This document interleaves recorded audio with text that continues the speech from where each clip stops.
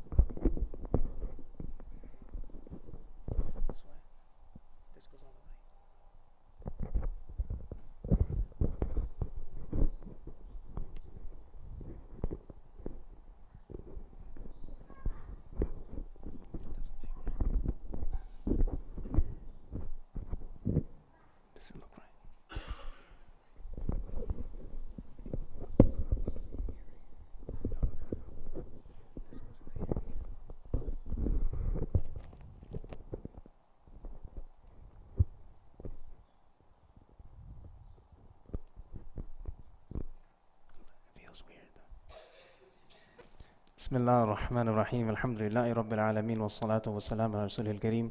Rabbi shrah li sadri wa yassir li amri. Wa ahlul uqdata min lisani yafqahu qawli. Subhana la ilma lana illa ma 'allamtana innaka antal alimul hakim. Rabbi zidni ilma. So we continue with our monthly series, Awakening the Hearts. I see some new faces. What we do is, our goal is to involve our hearts into our worship. How do we do that? Well, there are certain things known as amradul qulub, the diseases or the sicknesses of the heart. Once those are removed, then inshallah we will be more engaged in our worship. But we don't just look at the sicknesses. After you fix the sickness, you have to have something there to build yourself up. Okay, so let's say, for example, that you have a sickness. Let's say you have a heart ailment, okay? So you go, you identify the problem. When you identify the problem, then what do? Then you give the medicine and you tell them you got to exercise, you tell them you got to stop eating cheesecake every night, okay? And then, so you locate the problem, see what the problem is, treat the problem, but then after that, for the rest of their life, what do we need to do? Then we need to give them something so that they don't continue to be in the same sort of condition. So this is what we need to do. A lot of times we're very good at identifying a problem, which is important, but it's not the only thing. You have to go beyond that. So you have to build yourself up. When I speak with the youth in my community, we don't just sit there and talk every time, oh, Islamophobia and how they're handling this at school and this difficulty is happening. That's fine, we need to do that, but you need to build people up. Because when you're built up, then when the difficulties come, you won't get thrown off course. You won't lose your iman, okay? You won't lose your mind when you read some dumb tweets. That's what's going to happen when your iman is built up. So that's what we're trying to do. We need to constantly build ourselves up. It's not just about we have this problem here and that problem over there. So that's what we try to follow in this class. Walhamdulillah. Last time we spoke about jealousy, al-hasad. And we talked about how it's a very serious disease of the heart, and the conclusion is that there is enough sunshine for everybody. So if Allah subhanahu wa ta'ala wants to bless you with a nice home and a nice car, there's no reason that anybody else cannot have that. There's no reason. Allah can give to as many. There's no limit on Allah's mercy. There's no limit to what He gives. So really, logically, jealousy doesn't make any sense, because Allah subhanahu wa ta'ala already decreed what you and I are supposed to get. So you can work 24 hours a day, you're still going to get the same paycheck from Allah. You could work 5 hours a day, you're still going to get the same paycheck from Allah. It's already written. It's already written there. So to be jealous of what somebody is going to get, they are already going to get that anyway. So it doesn't make sense to lose your health and waste your time worrying about why do they have that. A lot of times we get in this attitude of like, well, I deserve this. So let me ask you a question. Who said we deserve anything? Who said you deserve to, forget about a nice car. Who said you deserve to have a car? Is that written somewhere? Who said that you deserve to have an education? We want these things. Inshallah, we ask Allah to give us these things. Who said it's all right though? Nobody said that, right? So when we are blessed with this, we say Alhamdulillah, but there's no reason to lose our mind when somebody else has it. Okay, but definitely jealousy is something which is prevalent. Now, there is another type of jealousy. This is like a hardcore, intense form of jealousy. And this is what we call the evil eye, or al-ain, or nazar. Okay? The evil eye. We have a lot of misconceptions about what it is in the first place. First of all, this is not just an Islamic concept. Many cultures have this concept. For example, Italians, in their culture, there's this concept of the evil eye. Somebody's going to see it. Sometimes you may have seen like people hanging a rabbit foot in their car. Okay? It's supposed to like combat bad luck. There's this concept. The Chinese have the concept of the evil eye. In fact, if you have some Chinese friends, or maybe you've been to their home, you may notice there's a mirror outside. You know why that mirror is there? Because it's like the evil eye is reflected off. So that concept is there. In Hispanic culture, the evil eye, one of our professors was telling us that she was in a class, and it was probably about 90% Hispanic. And they have actually people, maybe we'll call them the sheikhs, or we'll call them the molvis, whatever, when somebody is afflicted by something, they go to them. They have their version of that. I don't remember the Spanish name. But this student, who was not Hispanic, she didn't understand what the evil eye was. She didn't understand what it meant. And so the other students were explaining it to her. And what you do is you go to like whoever it is, maybe it's the priest or something, and they give you like some bowl, and you put an egg in there, and you put it under your bed, and then when you wake up, if it's cracked, it means like the eye went away, or something like that. There's some sort of ritual that you do. So the student who was not Hispanic, she starts laughing. She says, "How could anybody believe in this? This is so ridiculous. This is all superstition." And what do you think happened to the other students? Oh, they got real upset. They said, "This is part of how we grew up. Like, you're just laughing off our entire culture." Okay? So this is not a concept which is foreign to other cultures. It's very, very prevalent. Okay? Now, when it comes to Islam, we have tons and tons of misconceptions as to what the evil eye is. When I ask you, what is the evil eye, what comes to your mind? What do you think of? Anybody? What do you think of when you think of the evil eye? Now, nobody wants to answer because, okay. When we think of the evil eye, we think of all kinds of different things. So we tend to fall into two extremes. We have extreme number one, which completely denies that this concept exists, the concept of the evil eye. And the Prophet ﷺ clearly told us, "Al-ainu haqq." The eye, the evil eye, is true. It is a fact. It is a reality. So that opinion we throw aside. Then there's the other extreme. What's the other extreme? Anything that happens in your life, it's all related to the evil eye. So if your kids are smart, and they come and say, "Why'd you get a B on the test?" Must have been the evil eye, Baba. That's what it was. I got the evil eye. You don't get a job? It was the evil eye. It's like, you showed up to the interview 35 minutes late. No, it was the evil eye. Okay? So some people just, every single thing is the evil eye, and this is wrong as well. So of course, like most things, the answer usually lies in the middle. So let's look at now what the reality of the evil eye is. One time, the Sahabi Amr ibn Rabi'a, he saw Sahal ibn Hunayf. He was looking at him, and he was marveling at how wonderful his skin was. And so Sahal collapsed. Right there, he collapsed. So they went to the Prophet ﷺ, and he explained, and he said, "Didn't you put barakah, or say, may Allah put barakah in what your brother had?" So they had Amir, he kind of washed himself. He washed different parts, and we'll talk about this in a second about what to do. He washed different parts, and then they went and they poured it on Sahal, and then he was backing up. So if it wasn't a reality, then this wouldn't happen. So this is what the Prophet ﷺ was teaching when he said, "Ala barakta," did you not say, "Barakallahu fi," or may Allah put barakah in it, or masha Allah, or something to that effect. So everybody who has the evil eye is jealous, but every person who is jealous does not necessarily have the evil eye. Like we said, the evil eye is like something different, okay? It's a deeper level of intense jealousy, which can have an effect on people's lives, okay? We read Surah Falaq, don't we? What are you seeking refuge in from there? وَمِن شَرِّ حَاسِدٍ إِذَا حَسَدٍ, from the evil of the envious one. Okay? So this is something which is prescribed in the prophetic sunnah. When Yaqub alayhi salam is instructing his sons, the brothers of Yusuf alayhi salam, to enter the city, what does he say?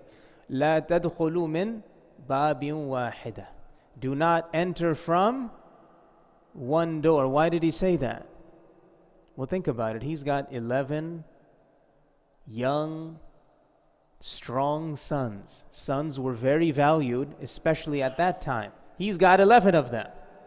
Some people have none.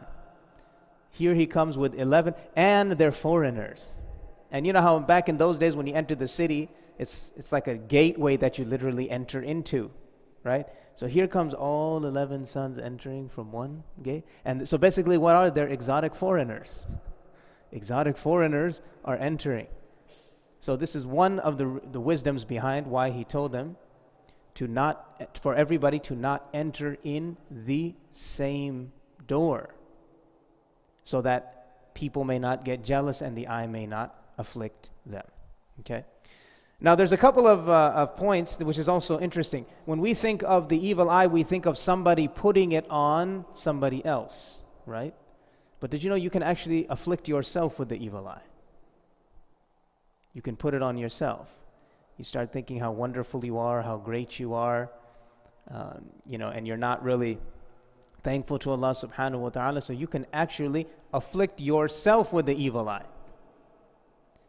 So maybe that student who didn't do very well, maybe they thought, well, I'm such a great student and I'm so this and I'm so that, and they afflicted themselves. So it's always important to stay humble. This is a very important thing to keep in mind.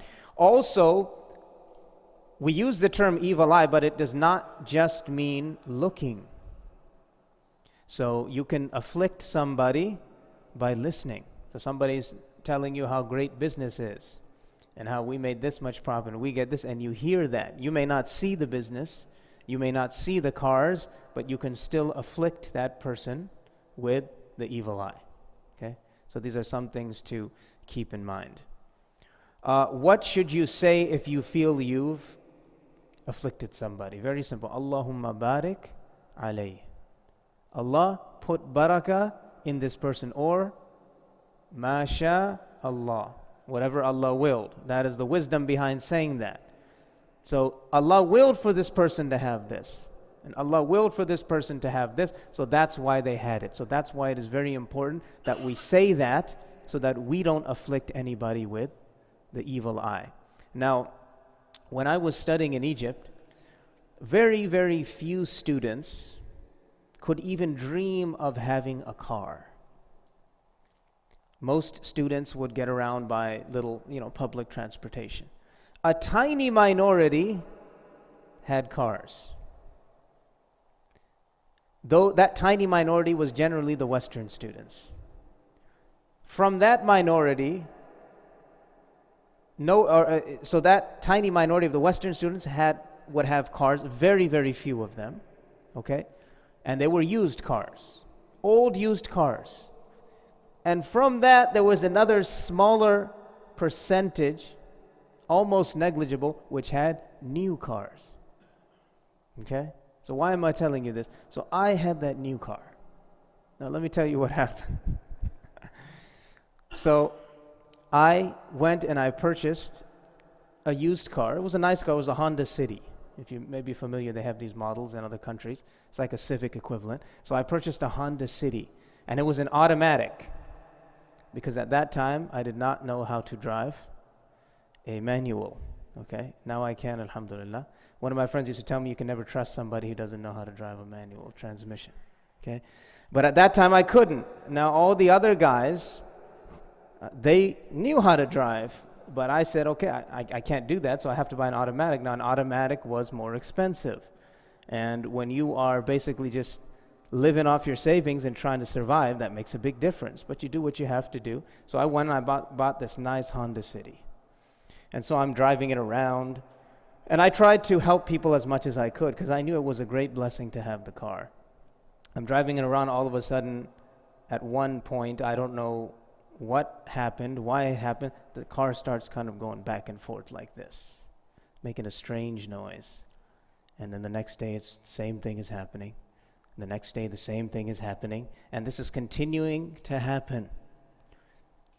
So I'm concerned now, okay, because I put a whole lot of money into this car. So I say, you know what, I need to sell it now because this is useless.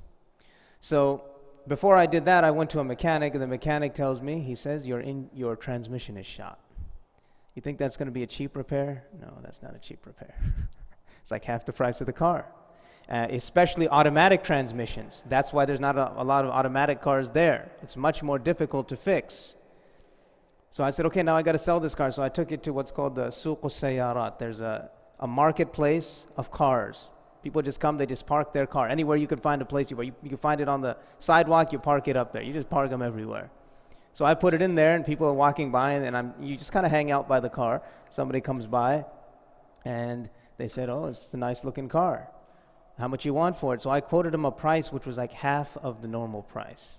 Now, if somebody is selling you a car which looks very nice and all the specs look very good, and they're telling you it's 50% less than what it should be selling for, are you just going to think you're getting a steal? If you're naive, you will, but most of us are going to say, what? Something's wrong with this car. So they said, what's wrong with this car? So I said, the transmission needs to be replaced, because I'm not going to go and study the Sharia and study Islamic studies and then cheat somebody and sell them the car. Did you learn anything while you're studying there? Some people would have no problem with that. People told me, just go put it in there and sell it to them. Khalas. Nothing's going to happen. I said, what do you mean? How can I do that? And then I'm sitting here and I'm studying, and saying, قال النبي صلى الله عليه وسلم. And this is actually something you will find in even many religious people, that they will do things like this. For example, they'll buy something and they'll use it, and then they'll return it the next day. And then when they say, well, what's the first question they ask you when you return something? Anything wrong with it? Did you use it? Did somebody wear it? And they have no problem saying, no. I didn't do it. And they return it even though they are lying right to their face. So it's like, did you learn anything while you're doing this? Okay. So I told them, a lot of people came by. Not a single person wanted the car with a busted transmission. So now I said, okay, what can you do? I'll just keep trying to sell it. I'm going to lose half of what I got. So I drove it back home. Now a couple of days go by, all of a sudden, it's running smoothly again.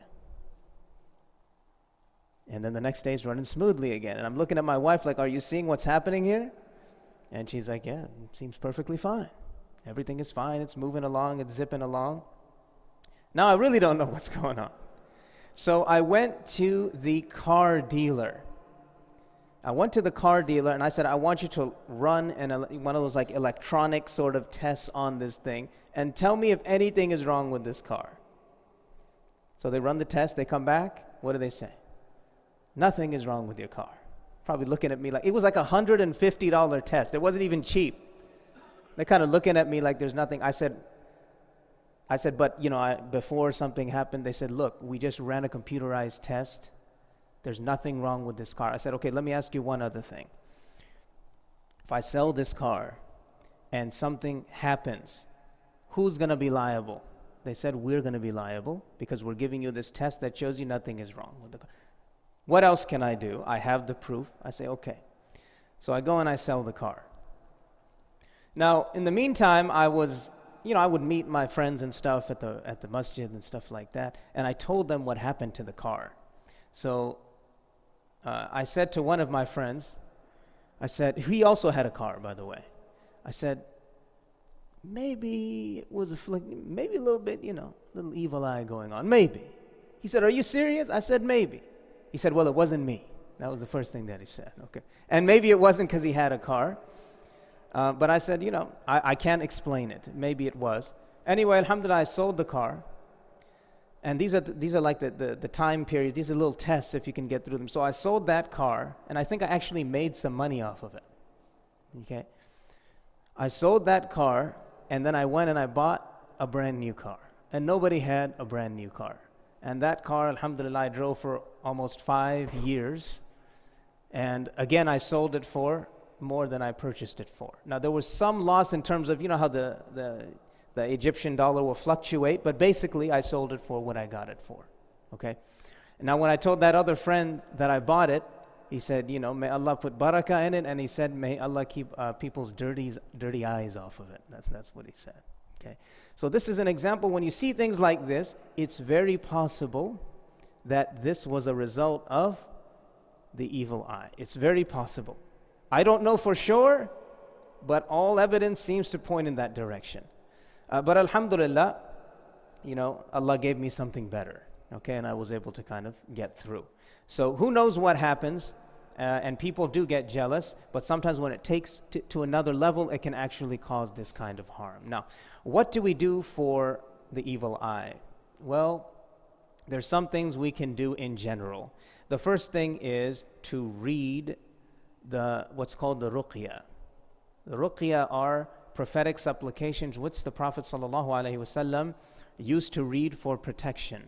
So what comes underneath this category are the Azkar al-Sabah wal-Masa, the morning and evening supplications. And when I say read the morning and evening supplications, first of all, they're very short. They won't take you more than 10 minutes, and you probably know half of them already. Surah Ikhlas, Surah Falaq, Surah Nas, you probably know them already, but read them in the order and read them the way that the Prophet ﷺ taught us to recite them. And when I say read them, I mean read them consistently every single day. And they help to, inshallah, protect. I had a teacher one time, and he told me, he said, people always say to me, they're like, you're always the top student, and you've had a lot of success, and you haven't had any major sort of difficulties happen to you. What do you do? Do you do anything special? He said, no, not really. But one thing I do is that for as long as I can remember, I never leave reciting the morning and evening azkar. I never leave those. In fact, somebody came to my office the other day, and they said, my daughter just wakes up in the middle of the night, and she says, I feel like I'm choking, and it's like really scary stuff for somebody who has a little daughter like that. And then I started getting the backstory. I said, are you successful in business? He said, well, actually, yeah, we just bought a business, and we just expanded a lot, and people talk a lot. I said, maybe there's something else going on, okay? So do you read the morning azkar and the evening azkar? Do you read Ayatul Kursi, these kinds of things? He said, no, I don't, not really. I said, do that for a month and see what happens. It's possible. I said, first of all, you should do that anyway because it's only going to benefit you. You're not only reading that just for the evil eye. You should just read it in general. It's a good way to start the day, and it's a good way to end the night. So this is the first thing to do, to read these, and you can Google them or find them in any basic dua book, okay? Also, this includes what to read before you sleep as well. Some people, will be on the computer and then fall asleep, or be in bed watching TV and fall asleep. That's not a good way to fall asleep. The last thing you want to do, or as close as you can, is to finish the night by some remembrance of Allah subhanahu wa ta'ala. That is the best way to finish the night. Because if your soul departs during that sleep, remember, يُبْأَثُ كُلُّ عَبْدٍ عَلَى مَا مَاتَ عَلَيْهِ. Every servant will be resurrected in the condition that they passed away. So if you passed away having recited the remembrance of Allah subhanahu wa ta'ala, having died in a state of dhikr, then inshallah that is how we will be resurrected, rather than being resurrected watching the Tonight Show. I mean, that's not a good way to do that, okay? So make those du'as in general. You can also, for example, let's say you're entering a place and you're looking, mashallah, you're looking very nice, okay? You can read Surah Falaq, you can read Surah An-Nas, and just kind of read that before you go in, in front of the people. Another thing to do specifically for the evil eye. So the athkar of the morning or evening du'as, that is for jealousy in general and the evil eye in particular. Like they will work for both, okay? But it's more general. What you do, now this gets a little bit complicated, is that let's say you know who afflicted you with the evil eye, which is not easy to know. Okay, but let's say you know, you're like, no, I know it. It was my cousin Ahmad. I know it was Ahmad. So you go to Ahmad, and Ahmad makes wudu and washes certain parts of his body, and that water is collected, and then that water comes and you put it on yourself. Okay? And this is how the Prophet ﷺ told one of the Sahaba when they were afflicted. So you can look up, there's some details to that, but I don't go into the details too much because what is the main condition in this? To know, you have to know who afflicted you. And most of the time that is very difficult to do. And could you imagine if you accuse somebody and they didn't do it? Say, Ahmad, I just make wudu and wash, wash your body and wash the lower part and then give me the water. Why? Well, because you afflicted me with the evil eye. That may not be the best thing to do, okay? So you have to know. If you don't know, then you're not going to go around to like 10 different people and tell them to do this, okay? But it is one of the ways that the Prophet ﷺ said to deal with the evil eye, specifically when we know that. What else can we do? To hide our blessings. Hide our blessings from people that we think will be jealous. Okay, so this is kind of the opposite of our show-off culture, isn't it? Our show-off culture is what? Come on over to my beautiful house. I'm not inviting you because I want to feed you. I want you to see my house. And then you come in and you have all this, beautiful display. Like you're doing it to be seen. You're not doing it because you're trying to be a good person and have other people come over. You're not doing it for the camaraderie. You're doing it because you want people to see what it's all about. If we go just a little bit up here the freeway and we go to Hollywood, what is that about? It's all about being seen. It's been interesting for me. One thing I've been meaning to do is, since I've moved from here to San Antonio, is I haven't been able to go to a Spurs game. I want to compare the environments between a Lakers game and a Spurs game. Okay, a Lakers game, it's like people are trying to audition, okay, for something. I wonder how it is at a Spurs game. It'd just be interesting to see the difference. But the basic principle is to hide our blessings from people that we think will be jealous. So if you have some success, okay, you don't like show up one day and you're got your bags packed and you're leaving and your father says, where are you going? Oh, I got into medical school. But I didn't want to tell you, because of the evil eye. I mean, that's foolish, okay? People that are close to you, it's okay to tell them your successes, whatever you've been blessed with. But there's some people you may not want to do that. And especially, some extended family, they get a little bit weird. Some in-laws get a little bit weird. You may not want to just go and just lay on them and tell them every single blessing that you have. This is why when you go to some houses, they have hanging in the front, what does it say? MashaAllah, right? Just in case somebody doesn't say it, when you read it or look at it, you're going to say it. So to hide your blessings from people that you fear jealousy from. So don't just, in our society we say, if you got it, flaunt it. No, we don't. That's not what we say. Okay? We want to try to hide it. This is why if you look at some in Islamic history, you would see people whose houses were beautiful from the inside, but on the outside it looked very average. In fact, I remember seeing this, I think it was a Saturday Night Live skit. So they had this car and they're showing the inside. It's like a beautiful interior and everything. And you look at the outside, it's trash.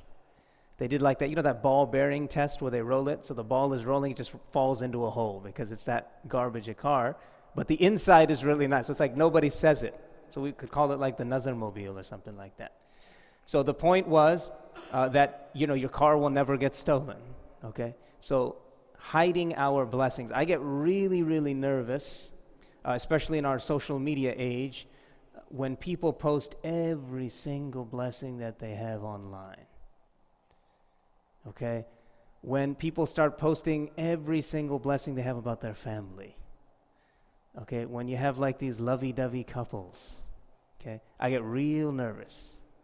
You know, alhamdulillah, we're celebrating our anniversary and we're in Paris right now. MashaAllah, how long you been married? Oh, 1 year. SubhanAllah, this is a long way to go. Okay, people may see that, and what happens? Where does the mind go? Say, well, I've been married 10 years. I've never been to Paris. I've never even had French food. You know? My wife does. I don't even think my wife likes me. Do these things, is this not reality or not? Of course it is. This is how people start to think.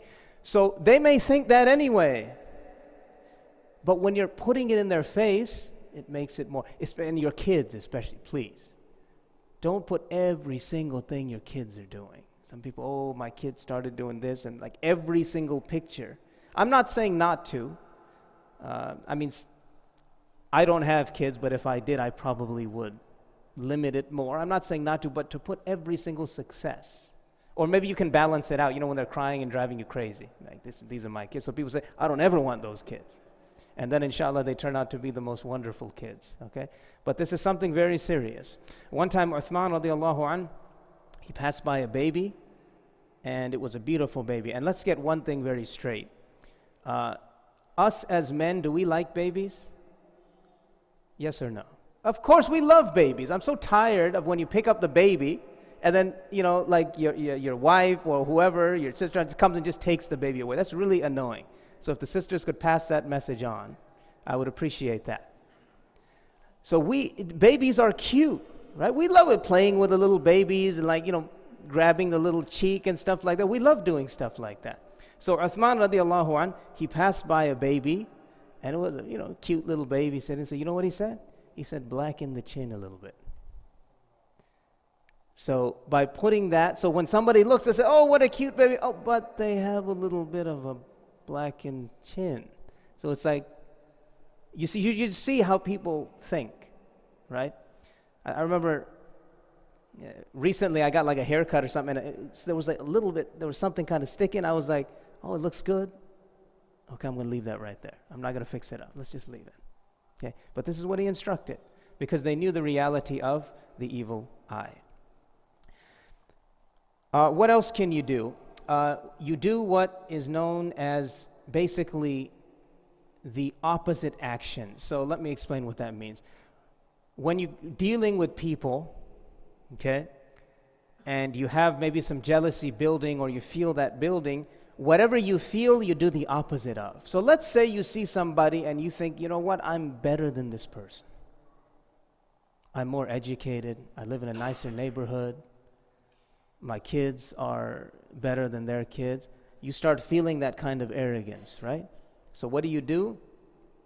You humble yourself in front of that person. So you may be used to them doing, let's say you kind of go out of your way to do something for them. And believe me, people notice that. People notice that. When people see somebody in a certain position and they're not, quote unquote, doing things they're supposed to, it has a big effect on your heart. That's why we love Sheikh Nu'man, because he serves the people when he goes to Hajj and he goes to Umrah. He doesn't just sit back and have he could if he wanted to, and we try to do that, but he's a man of the people, and it has an effect, right, on the heart. So you do whatever is opposite, whatever you think it is. If they're always praising you, praise them in front of people. And they may be like, think like, well, why? Who's this person here, why are they praising me, right? If you start to feel it. So do the action which is opposite. Remember Allah subhanahu wa ta'ala, what does he say? خَافِضَةٌ رَافِعَةٌ. Allah is the one who debases the one who is elevated. One time the Prophet sallallahu alaihi wasallam, he had a camel, and it used to beat all the other camels in a race. So a Bedouin came with a camel, and this camel was not very impressive. It was kind of small, it wasn't very big and muscular, and that Bedouin's camel beat the camel of the Prophet sallallahu alaihi wasallam. And so the Sahaba got all sad. You don't want your Prophet ﷺ. He was undefeated. And then the Prophet ﷺ taught them a lesson. He said, this is the sunnah of Allah, or it is the right of Allah, that anything that comes up in the dunya, He will bring them down. And I was just thinking about this today with like the whole Flynn stuff going on. It's like all of a sudden now, compared to what it was before and before, like they say, people who are seeking a position will be humbled. And humble people will be given a position because they're not seeking it, are they? So Allah subhanahu wa ta'ala has this way of evening things out, and He will do it in the dunya as well as the akhirah. We know He's going to do it in the akhirah. He will do it in the dunya. He will do it now. So this is very important to keep in mind. So do the opposite thing that you may feel in your heart to somebody else, and inshallah this will help you to not afflict them with the evil eye. The next thing to do is to build yourself up, as we touched on in the beginning. The more you spiritually condition yourself to handle things, then the less prone you are to the evil eye. Doesn't mean you may not be afflicted, but if you never pray, and you never read the Quran, and you don't really fast, and you don't give your zakah, then that's not a very good state to be with Allah subhanahu wa ta'ala. And again, sometimes people come and they're so concerned, I think I got afflicted by the evil eye, Sheikh, can you read some Quran or whatever? And it's like you're not even doing the basics. We got a whole lot of other issues we got to deal with before we get to the evil eye. Okay? Making dua also, Surah Al-Hashr verse number 10 is a beautiful dua, where Allah subhanahu wa ta'ala says, وَالَّذِينَ جَاءُوا مِن بَعْدِهِمْ يَقُولُونَ رَبَّنَا اغْفِرْ لَنَا وَلِإِخْوَانِنَا الَّذِينَ سَبَقُونَا بِالْإِيمَانِ وَلَا تَجْعَلْ فِي قُلُوبِنَا غِلًّا لِلَّذِينَ آمَنُوا رَبَّنَا إِنَّكَ رَءُوفٌ رَحِيمٌ. That the believers make this dua, they say, رَبَّنَا اغْفِرْ لَنَا. First of all, Allah forgive us. That's where you got to start. Okay? It's a lot harder to see faults in yourself. It's easy to see them in other people. So first we start with ourselves. So first we're saying, Allah forgive us. And then, وَلِإِخْوَانِنَا الَّذِينَ سَبَقُونَا بِالْإِيمَانِ. And then those who came before. Sometimes people are very quick to bash the people that came before them. And I have to say that for many of us who did not establish the masjids, we weren't here when all that stuff was happening.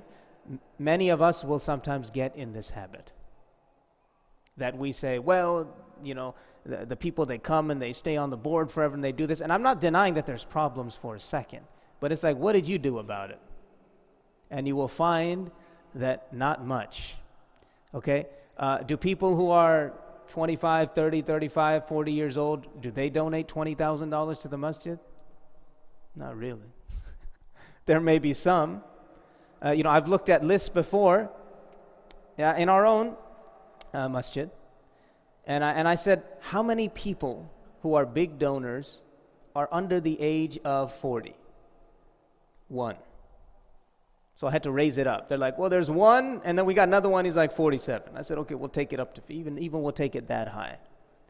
So we don't donate, because we don't donate from the heart. And I know it's very difficult for us to hear that because, the truth hurts, but it's a reality. So we don't donate from our heart. We sit here and count every little thing, okay? And those who came before, they didn't do that. They used to sleep in the masjid to build the masjid up. Okay, so there was a lot of effort that came in. Doesn't mean they didn't make mistakes, but every generation makes mistakes. Who doesn't make mistakes, right? So this is important to keep in mind. So we make dua that Allah subhanahu wa ta'ala forgive those who came before us. And then what? وَلَا تَجْعَلْ فِي قُلُوبِنَا غِلًّا لِلَّذِينَ آمَنُوا. To not make in our heart any animosity or hatred or anger or anything towards our fellow believers. A lot of times I wonder, I'm like, we don't need any enemies as Muslims. We're plenty good at doing that ourselves. We're pretty good at bringing, ourselves down and arguing with each other and saying how this person is on bid'ah and this person is on haram and this and that. We're pretty good at doing that ourselves. So we make this dua to Allah subhanahu wa ta'ala that He remove this. on the Day of Judgment, after we pass through all of the stages, the last place we go over is known as as-sirat, which is a bridge, a very thin bridge. Sharper than a sword, ahaddu min as-sayf wa adaqqu min ash-sha'r, thinner than a hair. I mean, what does that even look like? If I had like a pen here or something, it's even thinner than that. Like, what does that look like? Thinner than a hair. It's just, this is what we have to cross over, smaller than this, right? So we have to cross over that, and then there will be hooks on each side, and the hooks only have one job. They are there to pluck people off of the bridge. So you want to get over in two things are going to make you successful on that day. Number one is that you have light to see where you're going, and number two is you have speed. What do you think that is going to determine? That's going to be determined by actions. So your actions will determine how quickly you get across. Your actions will determine how much you see. One time I was speaking about this hadith in the masjid, and I told him, I said, turn off all the lights. And then I told somebody to put their cell phone on their big toe. I said, some people are only going to have that much light to see, because that's how few good deeds they have, whereas others will have it like this, mashallah, it's like daytime in here. Okay, so they'll be able to see everything, and then you have to be able to see, and then they will also be able to just quickly go across, right? Some will go like lightning, karrih. Some will go like as quick as the wind. It's like they say, gone with the wind. Some will crawl across. Some will not make it across. But everybody, and that will only be the true believers will be left at this stage. All the munafiqun, all the hypocrites, they will have fallen off. Nobody else is going to be there. Only the believers cross over. When everybody crosses over this bridge, and we ask Allah, Allahumma ja'alna minhum, may Allah make us from them. Once you make it over the bridge, you're set. You've made it all the way. But there's just one thing which is left to do. There's one thing which is left to do. You're going to get into Jannah, but there are times, even people who are good people, who are forgiving people, they still have something in their heart for other people. And the example I give when I teach the seminar is that imagine you go into business with somebody, and they put in 50,000 and you put in 50,000. Okay? You find out 6 months later that they cheated you out of your half. So not only have they taken your 50,000, now the business also is very successful, and they've cheated you. Now let's say you somehow find it in your heart to forgive them. You say, I'm going to forgive you, not for your sake, but because Allah, that's what He wants from me. For the sake of Allah subhanahu wa ta'ala. Many times when we forgive others, we do it not for their sake. We're doing it for the sake of Allah subhanahu wa ta'ala. Because Allah says the great reward for people who take that higher road. So let's say you do that. Now let me ask you something. You're going to invite them over for Eid dinner? Are you going to be thrilled to see them when you see them in the masjid? No. You may say, Assalamu alaikum wa alaikum assalam. You're not going to be thrilled to see them. Now let's say that person makes a tawbah. That person repents so sincerely, such a genuine tawbah, and Allah forgives them for their wrong action. And let's say they take their money and they give it all, they sell the business, whatever, and they give it all to charity. They came to you, you said, look, we're good, I forgave you already. When you come, it doesn't give me a pleasant feeling. Just end of story, okay? So they say, okay, they forgive, they sell it, they give it all to charity, and they make sincere tawbah, like 27th night of Ramadan in that corner by myself type of tawbah, that type of tawbah. And Allah forgives them. And they live a good life, and you live a good life, and both Allah has destined to be in paradise. Now you're across the bridge, and now you see each other. So now what's going to happen? Here, Allah subhanahu wa ta'ala will remove any sort of animosity or jealousy or anything negative is removed from the hearts. And then the believers enter Jannah. So this is ghil.